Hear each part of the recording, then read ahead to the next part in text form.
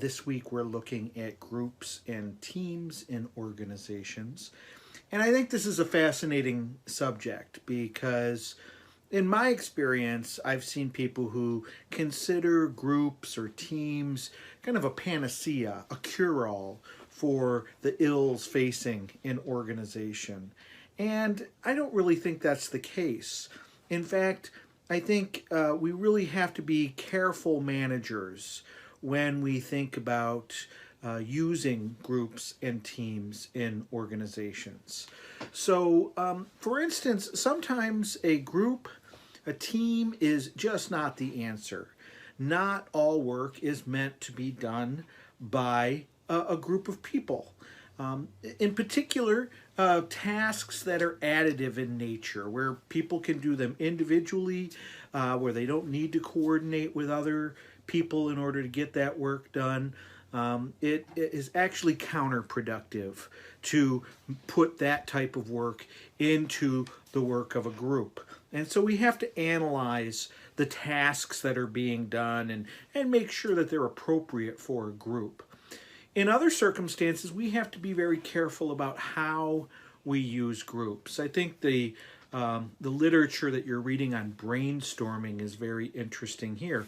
We assume that in order to get the best solutions, let's bring a group of people together and have them throw out ideas, and if we do enough of that, we'll get the right idea. But in fact, it's better to have people individually generate ideas before they come together as a group, because that group presence can actually diminish the production of new ideas. The group can be useful for vetting those ideas and discussing them to see which are the best ideas. But in order to produce the most ideas, it's better for individuals to work alone than in a group. We also have to be very careful how we manage groups. The literature on groupthink is very interesting here. We also read about groupthink. And, groupthink is this tendency for members of the group to want to go along with one another, often to the detriment of critical thinking and good decision making.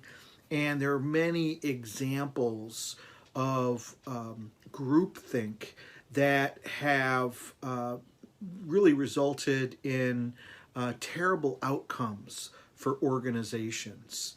And this is something we have to realize about groups, is that people have a very strong tendency to conform to others. There is a social pressure to conform. And people who dissent from the group, even when they're correct, are often disliked simply for the fact that they dissent. And so it's easy to see how this concurrence-seeking tendency, this tendency to go along to get along, is part of this groupthink phenomenon that often results in not speaking up about what is right, or even when people do speak up, suppressing those people who dissent to the detriment of the organization. So as managers, we do have to find a way to let people to dissent safely, and to listen to dissent and integrate it into our thinking. Those people who disagree might feel like kind of a pain to work with, but we should listen to them because they may be right and they may help us from avoiding big mistakes. So just, again, just a few examples of what we're talking about this week in groups that I think are very interesting.